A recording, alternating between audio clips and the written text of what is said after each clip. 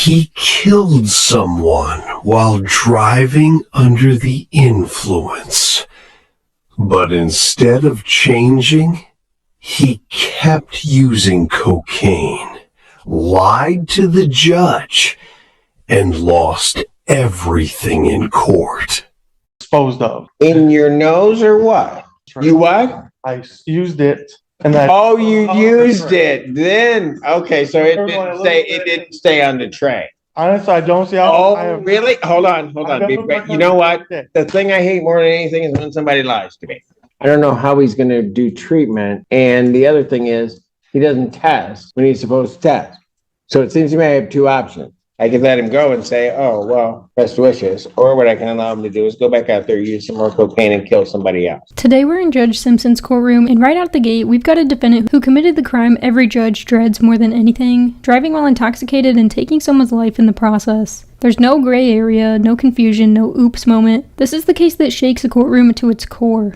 And somehow this man treated the entire situation like it was a minor scheduling conflict he had to just shuffle around. He went right back to using illegal substances as if nothing happened, like the death he caused was just a tiny inconvenience. Watching him stroll into court with that blank, detached attitude almost feels unreal. Judges see a lot, but this level of denial hits different. And honestly, I have to ask, how do you look at a tragedy you caused and decide it's not that deep? Let's go ahead and dive in. Thank you, Judge. I have spoken to Mr. Emmons about this case.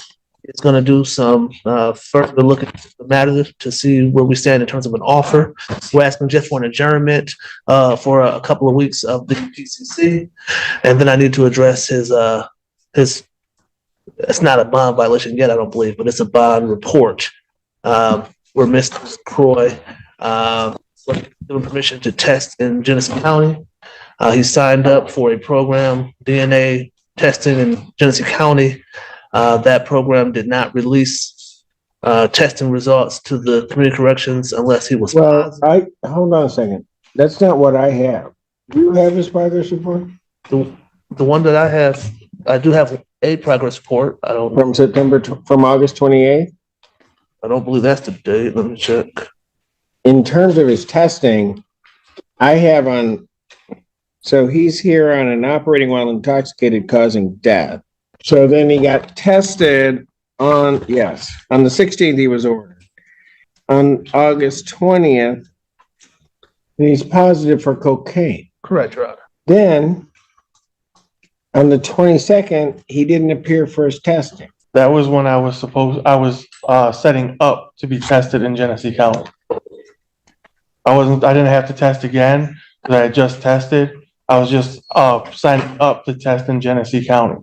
And I called the lady down here to let her know right away. All right.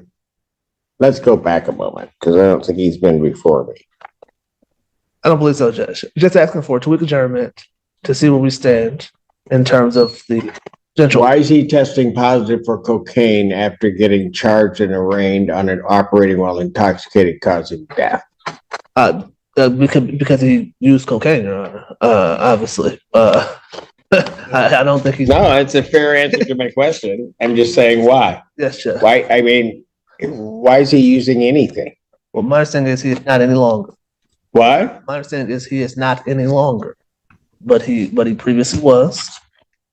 He began testing, transferred that testing to Genesee County per the instructions he was given at arraignment.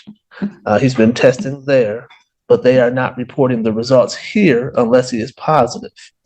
They have not called him to test this week. He's called them twice a day to go test. They have not called him, so he went over today to community corrections and tested here. And he is going to change if the court allows him. Tested here today? Here this morning. What is it? Do we have results on that?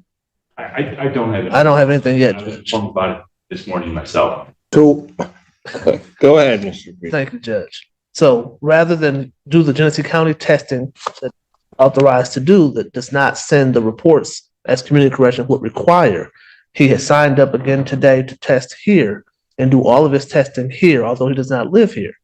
He has a relative here with him who has agreed to drive him back and forth to do that testing if he is allowed, Your Honor. What was the intoxicant in the primary offense? cocaine. He's charged, I just want to make sure. So I have it clear in my head. You do. He was charged with operating while intoxicated, causing death. Yes, Your Honor. The intoxicant in that charge is cocaine. Yes, Your Honor. He's in arraigned. So now he knows what he's charged with. He's told to go to community corrections.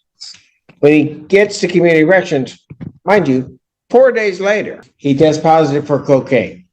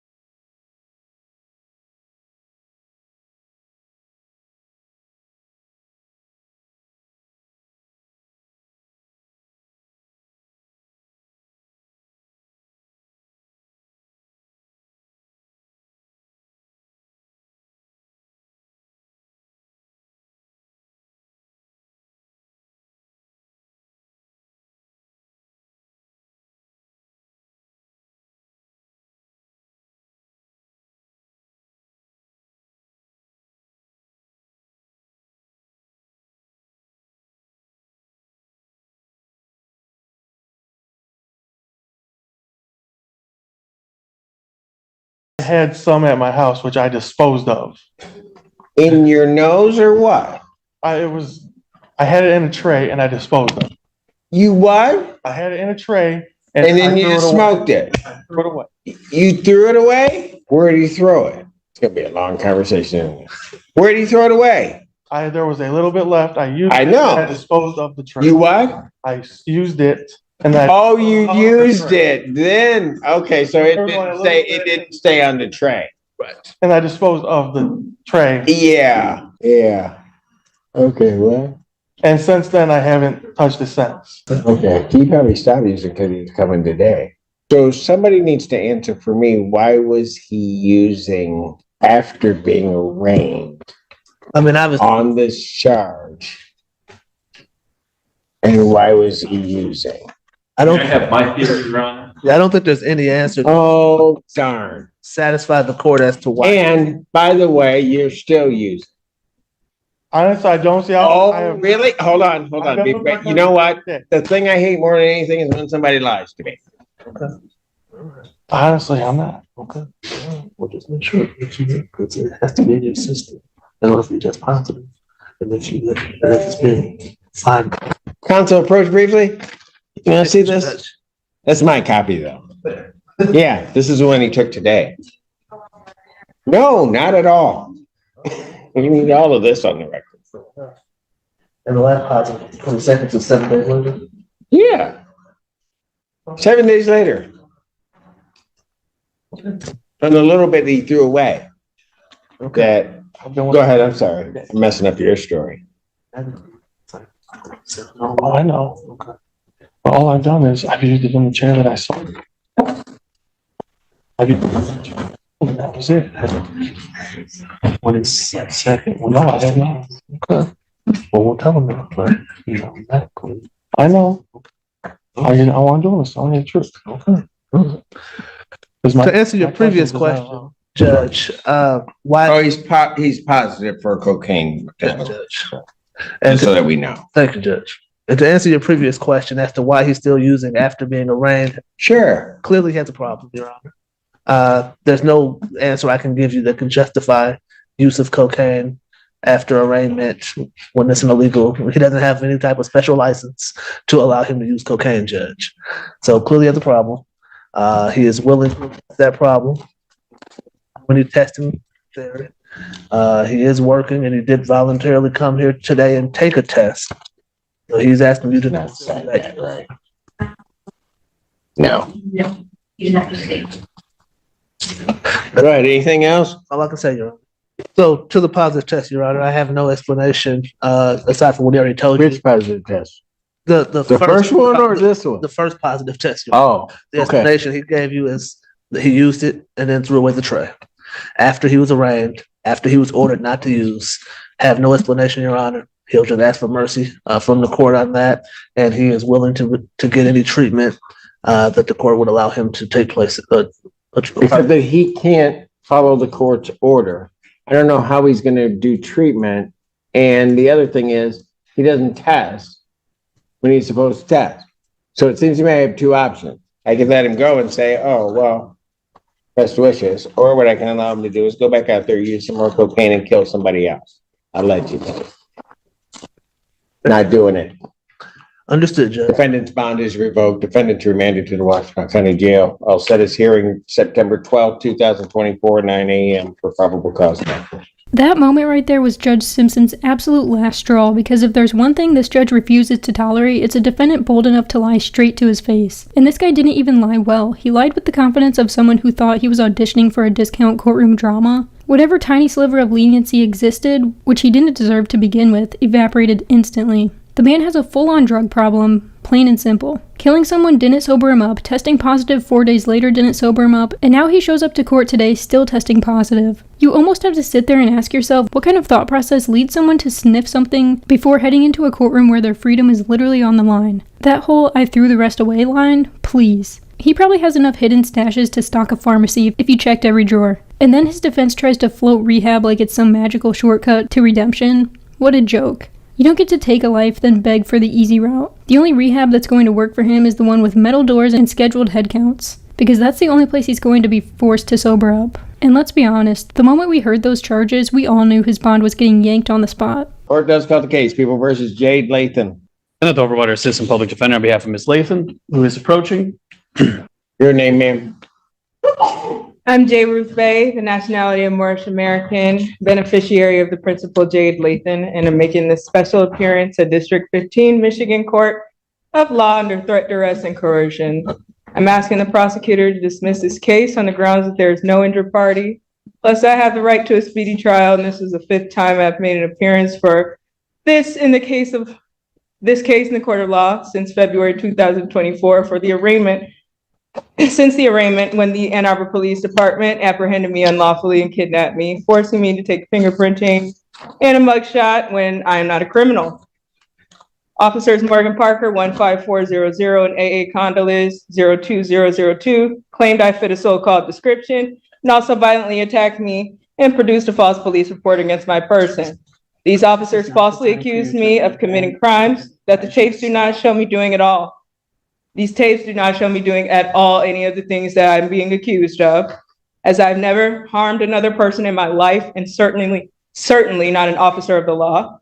I have also not disturbed the peace, and I have on file with Public Defender Kenneth Overwater right here to my left, a character letter from my former teacher proving that I've always been a well-behaved student, and have always gotten good grades and have no history of foul play or violence, which is still true to this day.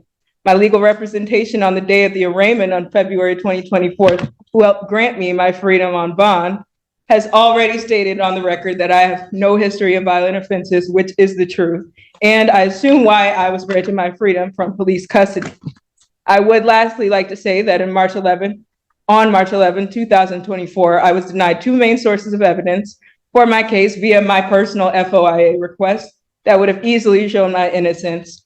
These 2 things are the mobile gas station cameras, and that will show the young boy already on the phone when I walked into the gas station. But either way, I was not at all acting out of the ordinary or belligerent. I was nothing but kind to everyone in that store. And I'm nothing but peaceful, and I'm saddened that I have been accused of behaviors that are not true. And I would like to exclaim that I'm a victim of a false 911 police call when I had no idea I only know that because of the police report that I got after the fact. I humbly ask both the prosecutor and the judge that this case be dismissed, because I have school and I have church to attend, and my college studies have already began on August 26th at the community college. And I'm asking you to grant me my justice from this, taking up my time, because my time is very valuable to my community, and I would once again like to motion to settle this case for full dismissal in a speedy manner, because this case has already been in default judgment since the date of March 7, 2024, and I yield. All right, so that we know that the review of the court's file, I've heard everything that the defendant has said. Court's review of the file, that none of the requests to adjourn were at the request of the people. It was always at the request of the defense. in terms of any delay in these proceedings. Secondly, I do not need a response from the people. If I consider that a motion to dismiss, that motion to dismiss is denied. Where do we need to go now, Mr. Overwater? Just be asking for an adjournment of the probable cause conference. Any objection from the people? No, Your Honor, I have offered a misdemeanor offer of 1 count of attempt resisting obstructing the police. I'll leave that offer open to the next CCC. September 19th, 2024, 9 a.m. In this matter, thank you. Thank you, Your Honor.